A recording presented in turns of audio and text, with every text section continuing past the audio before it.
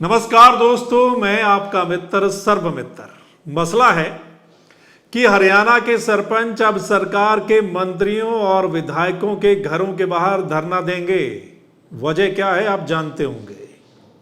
दरअसल पंचायतों में ई टेंडरिंग और राइट टू रिकॉल के खिलाफ आंदोलन कर रहे सरपंचों की एक मीटिंग हिसार में हुई, जिसमें उन्होंने ऐलान किया कि 7 फरवरी से भाजपा, जजपा और सरकार को सपोर्ट कर रहे निर्दलीय विधायकों के घरों के बाहर वो धरना देंगे।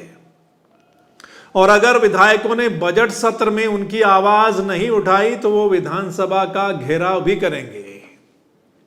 क्या है कि नई बनी पंचायतों के कुछ सरपंच सरकार की नई नीति से खुश नहीं है, जैसे कि ई टेंडरिंग और राइट टू रिकॉल।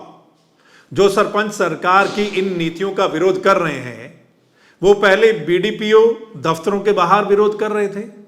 अब उन्होंने फैसला लिया है कि वो सत्ता पक्ष के नेताओं के घरों के बाहर विरोध करेंगे और उनसे कहेंगे कि वो उनकी आवाज आने वाले विधानसभा सत्र में उठाएं। उधर हरियाणा के मुख्यमंत्री ने साफ कर दिया है कि पंचायतों के 2 लाख से ऊपर के काम तो अब ई टेंडरिंग से ही होंगे। सरकार पीछे हट नहीं रही है और सरपंचों का कहना है कि सरकार को पीछे हटना होगा। आपने देखा होगा पहले पंचायत मंत्री देवेंद्र बबली का बहुत विरोध हुआ था। वो जिस भी जिले में सरपंचों की मीटिंग लेने जा रहे थे, काफी जगह सरपंचों ने उनका काफी विरोध किया। अब 2 दिन पहले ही मुख्यमंत्री खट्टर साहब ने जो कहा वो आपने सुना होगा।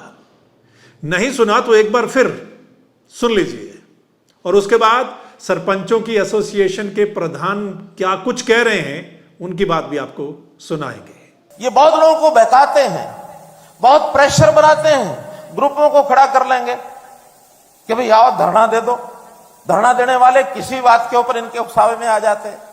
अब ग्राम विकास की योजनाएं हमने बनाई, सारी पारदर्शी बना रहे हैं कि भाई कोई ठेकेदार है ई टेंडरिंग करके छोटा बड़ा काम कोई करा ले। इसमें भी विरोध शुरू करा दिया कि ई टेंडर करेंगे तो फिर इनके धंधे कैसे चलेंगे।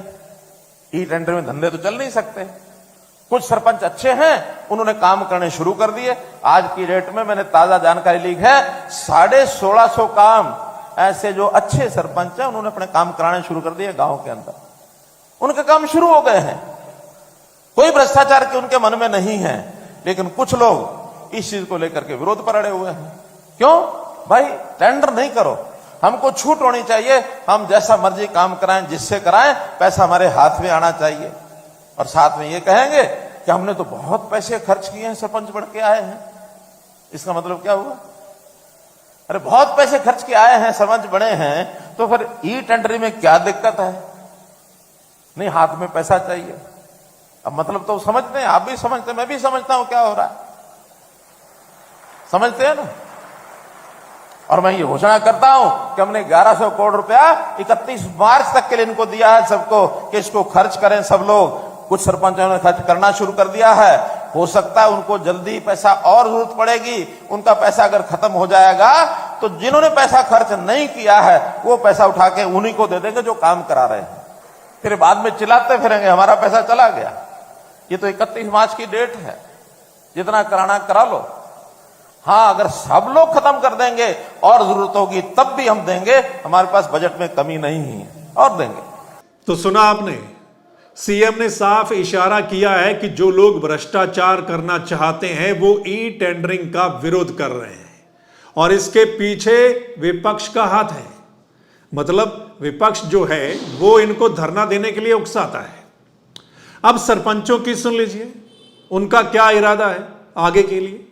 आगे का हमारा जो प्लान है, कल से हम हर जो सत्ताधारी पार्टी के नेता है और निर्दलीय जो सरकार के समर्थक है उनके घर के आगे बैठकर धरना देंगे। उन लोगों को मजबूर कर देंगे हम कि विधानसभा में हमारी आवाज़ उठाएं। मैं आपके माध्यम से स्पष्ट कर देना चाहता हूं कि पंचायत मंत्री देवेंद्र बबली जिन्होंने ग्राम पंचायतों के अधिकारों का हनन किया है, उनको चोर बोलने का काम किया है, पंचायत मंत्री से हम कोई भी बात नहीं करेंगे। हम सरकार से, अगर सरकार हमें हमारे अधिकार वापस देती है तो हम बैठकर बात करने के लिए तैयार हैं। मुख्यमंत्री जी से बात करेंगे, गवर्नर साहब से बात कर सकते हैं, लेकिन पंचायत मंत्री जिन्होंने हमें चोर बोलने का काम किया उनसे हम कोई भी बात नहीं करेंगे। हमारी मुख्य मांग है हमारे संविधान की 73वें संशोधन की 11वीं सूची के अंदर जो 29 अधिकार है ग्राम पंचायतों को, वो पूर्णतः मिलने चाहिए ग्राम पंचायतों को। और एक राइट टू रिकॉल लेके आए, MLA पे लेके आए, MP पे लेके आए और हम पे भी लागू करें। दूसरा जो हमारी ई टेंडर प्रणाली है, ई टेंडर प्रणाली बिल्कुल भ्रष्टाचार की जननी है, इसको हम किसी भी सूरत में लागू नहीं होने देंगे। तो आपने सरपंच एसोसिएशन के प्रधान को भी सुन लिया। वो कहते हैं कि ई टेंडरिंग से भ्रष्टाचार और बढ़ेगा। यानी सरकार तो कह रही है कि ई टेंडरिंग से भ्रष्टाचार रुकेगा, सरपंच बीच में पैसे नहीं खा सकेंगे। वहीं सरपंचों का कहना है कि ई टेंडरिंग स्कीम जो है वो भ्रष्टाचार की जननी है। वहीं सरपंचों का कहना है कि राइट टू रिकॉल लाइए, लेकिन वो विधायकों सांसदों पर भी लागू होना चाहिए, अकेले उन पर ही क्यों। सो ये है मसला जिस पर कई सरपंच और सरकार आमने सामने हैं। राइट टू रिकॉल का मतलब आप जानते होंगे, जिसके बारे में मंत्री देवेंद्र बबली ने कई बार बोला है कि जो सरपंच अच्छा काम नहीं करेंगे, भ्रष्टाचार करेंगे और गांव वाले उसके खिलाफ लिख कर देंगे तो दोबारा चुनाव करवाया जाएगा। मतलब चुने हुए प्रतिनिधि को जनता पद से हटा सकती है राइट टू रिकॉल के माध्यम से, ठीक है। लेकिन ये वाली स्कीम तो फिर विधायकों और सांसदों पर भी लागू होनी चाहिए, है ना। जैसा मुख्यमंत्री साहब कहते हैं कि कई सरपंच कहते हैं कि वो चुनाव में बहुत पैसा खर्च करके मतलब सरपंच बने, मतलब उनका है कि वो पैसा निकालना है। फिर ऐसे में तो जो विधायक बनते हैं क्या वो पैसा खर्च नहीं करते? उनमें से कई तो करोड़ों रुपया खर्च करते हैं। तो इसका मतलब क्या हुआ? दूसरा, सीएम साहब के इस डायलॉग को आप दोबारा सुन लीजिए और बताइए कि क्या हरियाणा में भ्रष्टाचार दूर हो गया है? मैंने घोषणा की है कि भ्रष्टाचार का काल मनोहर लाल, इस घोषणा के साथ आगे बढ़ाओ मित्रों में, अब कोई भ्रष्टाचार कर नहीं सकता। तो दोस्तों, आपको क्या लगता है इस पूरे मसले पर? आपने मुख्यमंत्री साहब को सुन लिया, इससे पहले आपने मंत्री को भी सुना होगा और आपने सरपंचों को भी सुन लिया। अब आप बताइए, आपको क्या लगता है? कमेंट करके अपनी बात आप बता सकते हैं, लिख सकते हैं। वहीं अगर आप इस वीडियो को शेयर कर देंगे तो जो तमाम लोग दूसरे हैं, जो हरियाणा की जनता है, वो भी अपनी राय जो है वो बता पाएगी, लिख पाएगी कि उनको क्या लगता है।